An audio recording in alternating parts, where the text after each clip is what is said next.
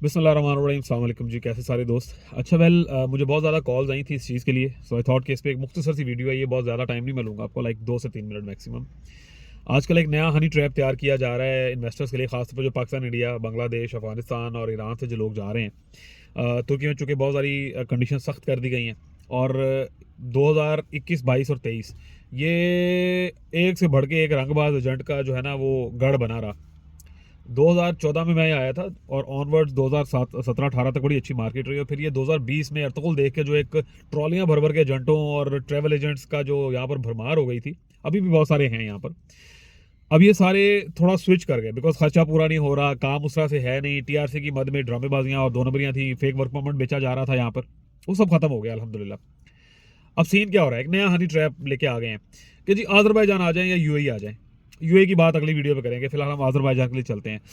तुर्की के लिए मेरी बहुत सारी वीडियोस अवेलेबल हैं और मैं उसमें भी कई दफ़ा कह चुका हूँ। बड़ा बड़ा सिंपल सा प्रोसेस है भाई। कहीं पे भी आप जा रहे हो, एक टिकट खरीदो, वीज़ा लेके वहाँ चले जाओ, आपको पता चल जाएगा। आज़रबाईजान की जहाँ तक बात करें, वहाँ तो वैसे ही बहुत आसान है पाकिस्तानियों के लिए। आप वीज़ा लें, या अगर आप ऑन अराइवल आपको अलाउ है, ई वीज़ा आपके पास है, पाकिस्तानी 1.5 लाख रुपये का खर्चा है। पाकिस्तानी 1.5 लाख रुपए का खर्चा है। पूरा आज़रबाईजान नहीं है। आज़रबाईजान के अंदर उनका जो मेन सिटी है बाकू, और बाकू में भी उनकी जो एक मेन डेस्टिनेशन है निज़ामी स्ट्रीट। दैट्स इट, स्टोरी खत्म।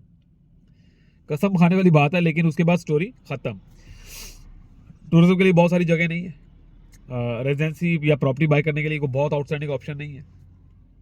एज ए टोल्ड यू, एक लाइन में इसको मैं कंक्लूड करूँ ना आज़रबाईजान को, तो पूरा आज़रबाईजान, उसके अंदर सिर्फ एक बाकू, और बाकू के अंदर सिर्फ एक निज़ामी स्ट्रीट, उसके बाद खत्म, खल्ली बल्ली। फॉरनर्स का वहाँ कहाँ भी कोई नहीं है। वहाँ सिर्फ 2 लोग सर्वाइव कर सकते हैं, फ्रॉडिया एजेंट जिसने लोगों की तंबी उतारनी है, या दूसरा वो बंदा जिसके पास तगड़ा डॉलर पड़ा हुआ है। वहाँ जाके वहाँ से फ्रूट उठाना है, वहाँ से अपने कपड़ा उठाना है, वहाँ कपड़ा भी वो जो कालीन के लिए वो यूज़ होती है, स्पेसिफिक धागा, सॉरी। और तीसरा फाइनली गोश्त, वहाँ जाके कैटल फार्मिंग करें और आप अपना गोश्त जो है वो तुर्की को और बाकी यूरोप को एक्सपोर्ट करें। अब इसके लिए आपके पास 3-4 लाख डॉलर की गेम होनी चाहिए और आपका एक्सपीरियंस होना चाहिए। इससे नीचे कुछ भी नहीं है वहाँ पे। आपको वहाँ बुलाएंगे, ए बिल्डिंग ले लो, ओ बिल्डिंग ले लो, एयरबीएनबी तो चला लो, होटल बना लो, दैट्स इट। और वो सारा काम सिर्फ निज़ामी स्ट्रीट पे है, उसके बाद स्टोरी खत्म हो जाती है आपकी। This is all about Azerbaijan. अब इस बात को पकड़ने के लिए लिख लें, ये वीडियो सेव कर लें अपने पास, और इसके बाद आपके पास सिर्फ एक विजिट आपको चाहिए 24 से 48 घंटे का। आप आ जाएँ और मुझे भी बताइएगा कि मेरी बात सच्ची है या नहीं। सो आप लैंड किए आज़रबाईजान बाकू में, और बाकू से आप निज़ामी स्ट्रीट घूमे। जब आप उस निज़ामी स्ट्रीट से हटेंगे, आपको पता चलेगा कि 99% आज़रबाईजान बाकी पिंड है। ऊंची बिल्डिंगें, यूरोप का स्टाइल है, वो भी एक सेकुलर स्टेट है आज़रबाईजान भी, और they are very close to ये जो साउथ ईस्टर्न कंट्रीज़ हैं यूरोप की, उनका स्टाइल है वहाँ पर। आग की परस्तिश करने वाला मुल्क था, हम उसे मुसलमान मुल्क के तौर पे गिनते हैं, लेकिन उस तरह से नहीं है। आपके लिए एक और नई बात चले यहाँ पे मैं ऐड करूँ कि तुर्की खाली इस्तांबुल में 86,500 मसाजिद हैं, मस्जिदें, मस्जिदों का शहर कहते हैं इसे। लेकिन तुर्की एक सेकुलर स्टेट है, नॉट इस्लामिक स्टेट, लेकिन यहाँ इस्लाम का इन्फ्लुएंस बड़ा तगड़ा है। अतातुर्क के दौर में और एर्दवान के दौर में ज़मीन आसमान का फ़र्क है। बहुत सारी चीज़ें ऐसी हैं जो आपको सोचने पे मजबूर कर देती हैं, डिफरेंट सिनेरियोज़ में, डिफरेंट पैरा में आप सोचते हैं। खैर वापस आते हैं, तुर्की पे बाद में बात करेंगे। सो निज़ामी स्ट्रीट से जैसे आप हटेंगे, बित्ती गेम ख़त्म, दैट्स इट। सो पैसा ज़ाया करने की बजाय 1.5 लाख 2 लाख रुपये खर्चे पाकिस्तानी, वहाँ जाएँ, आपको पता चल जाएगा क्या भाव की भाव बिकती पई है। और लगे हाथ एक छोटा सा विजिट तुर्की का भी कर लें, आपको आइडिया होगा कि फ़र्क क्या है, ज़मीन आसमान का फ़र्क है। और पैसा आप सेम खर्च रहे होते हैं। इन फ्रॉड टाउट्स एजेंटों से बचें, थोड़ी अपनी वर्किंग कर लिया करें। ये वही स्टोरी है, वो जो एक बाबा जी ने दाढ़ी वाले चलो चलो वाली स्टोरी सुनाते रहते हैं हर टाइम बैठ के। लाइक वो बंदा गूगल से डाटा उठाता है और डेली, मतलब उसने वो मुल्क घूमे नहीं हुए, गूगल से डाटा उठाया, बता दिया। उसके बताए हुए 90% कंट्रीज़ में पाकिस्तानी और अफगानी और इंडियंस, इनको घुसने भी नहीं दिया जा रहा। ठीक है, वीज़ा ही नहीं मिलेगा, लेकिन एजेंट माफिया का काम गर्म किया उस बंदे ने। मुझे उससे कोई ज़ाती वो नहीं है, ना मैं कभी मिला हूँ, ना मेरा उससे कोई लेना देना है, लेकिन उस एक बंदे की वजह से लाखों लोगों ने अपना पैसा, हज़ारों लोगों ने अपना लाखों रुपए उजाड़े होंगे। उसे कोई फ़र्क नहीं पड़ रहा, उसकी कमाई सिर्फ यूट्यूब के ऊपर है। अब आके उसने एजेंटियों में पाँव रख दिया है, प्रॉपर्टियाँ भी बेचेगा, वो आपके वीज़े भी लगवाएगा, वो आपको वर्क परमिट भी ऑफर करेगा आने वाले दिनों में, क्योंकि वो सारा एजेंट उसको पड़ जाएगा कि भाईजान साढ़े को ले आओ। उसे यूरोप के हर मुल्क से लोग अप्रोच करेंगे कि उसकी व्यूअरशिप है तो भाई गाहक हमें दो, और वो बेचेगा आप लोगों को। यही सारा कुछ वहाँ चल रहा है। कहीं पर भी आपका जहन बने, पहले वहाँ जाएं, देखें, 1 दिन 2 दिन घूमे फिरें। जो तुर्की आते हैं लोग, मैं उन्हें भी हमेशा कहता हूँ, मेरी पुरानी वीडियोस उठा के देख लें कि भाईजान आएँ, 1 कप कॉफ़ी पिएं, थोड़ा इन्फॉर्मेशन मेरे से लें और फिर चले जाएँ, घूमे फिरें। मेरा यही स्टाइल है। जाए ना, पता लग जाए कि भावी कितनी पई है, उसके बाद पैसा ज़ाया करें।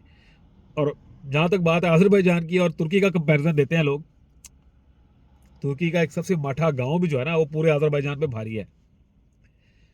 और फॉरेनर्स के लिए तो मैं यहाँ पर भी कहता हूँ, मैं तुर्की जैसे मुल्क में भी, कि फॉरेनर्स के लिए सिर्फ इस्तांबुल ही तुर्की है, because this is a world city. 70 different countries के लोग यहाँ पर हैं जिन्होंने इन्वेस्टमेंट्स कर रखी हैं, प्रोजेक्ट्स बिक रहे हैं। नहीं, एक और लेवल है इसकी, मैं उसके साथ कंपैरिजन भी नहीं करता हूँ, लेकिन आप लोगों के सामने ये बात रखने का ज़रूरी था क्योंकि बहुत सारे लोगों के साथ हाथ हो रहे हैं। दूसरा, साथ में छोटी सी चीज़ ऐड कर दूँ, पाकिस्तान से वर्क परमिट किसी को 8-10 लाख 12 लाख मत दें। तुर्की में वर्क परमिट्स गवर्नमेंट ने वक्ती तौर पे बहुत ज़्यादा सख्ती की हुई है, बंद है बिल्कुल। ये जो 8 लाख से लेके 16 लाख रुपया तक, 12 लाख 10 लाख लेके आपको मुर्गी खाने का, मुर्गी के काम का, बुचर खाने का वर्क परमिट दिलवाने की स्टोरियाँ सुना रहे हैं, या 5 स्टार होटल में जॉब दिलवाने की स्टोरी सुना रहे हैं। वल्लाह, इसके लिए मैं कसम भी खाऊंगा, वल्लाह बेइंतहा पाकिस्तानी बच्चे यहाँ आके, वाओ बर्फ़ शुरू हो गई है जी, यानी यहाँ आके वो बच्चे इलीगल रह रहे हैं या ओवरस्टे हो गए हैं, बिकॉज 3-4 माह बाद होटल वाले निकाल देंगे, वो मुर्गी खाने वाला निकाल देगा। और जो मुर्गी वाले लगे भी हुए हैं, वो बच्चे हैं जो 12 से 16 घंटे -20 डिग्री में काम कर रहे हैं और उन्हें उन 4 दीवारों से बाहर निकलने की इजाज़त नहीं है। और वो शहर से बहुत हट के सारे बने हुए हैं, कुछ भी नहीं है। वेट करें, 2024 में अगर तुर्की यूरोप में आ जाता है, सिचुएशन डिफरेंट होगी। नहीं आएगा तो भी सिचुएशन डिफरेंट होगी, उस टाइम का वेट करना पड़ेगा। अनटिल कोई फ़ायदा नहीं है, पैसा ना उजाड़ें। तुर्की में प्रॉपर्टी लेके लोग सिर्फ रेजिडेंसी और सिटीजनशिप का सोचते थे। रेंटल वैल्यूज़ बहुत अच्छी हो गई हैं, आल्दो के अभी एक नया कानून आया है जिससे थोड़े रेंट थोड़े कम हुए हैं, परसेंटेज में फ़र्क आया है, लेकिन इवन देन पाकिस्तान के मुकाबले में तुर्की में अभी भी प्रॉपर्टी बाई करके आपको एक अच्छा तगड़ा रेंट आ रहा है। मैंने लास्ट वीडियो में भी बताया था, आप अगर पाकिस्तानी यानी रफली $1 लाख की प्रॉपर्टी बाई करते हैं तो यहाँ पर आपको पाकिस्तानी 1.5-2 लाख से समटाइम 2 लाख तक अगर आप फर्निश कर दें तो 2 लाख तक किराया मिल रहा है पाकिस्तानी। पाकिस्तान में इतने वो नहीं है अब। सो डिफरेंट चीज़ें हैं, उसको डिफरेंट अंदाज में आप लेके चल सकते हैं। So you need to be very careful. एजेंटों से, टाउटों से बचें, जिनके पास अपना ऑफिस और रजिस्टर्ड कंपनीज नहीं है, किसी के साथ जाके बैठ के काम करें, उनसे बचें। दुआ में याद रखें। जज़ाकल्लाह, अल्लाह हाफिज़।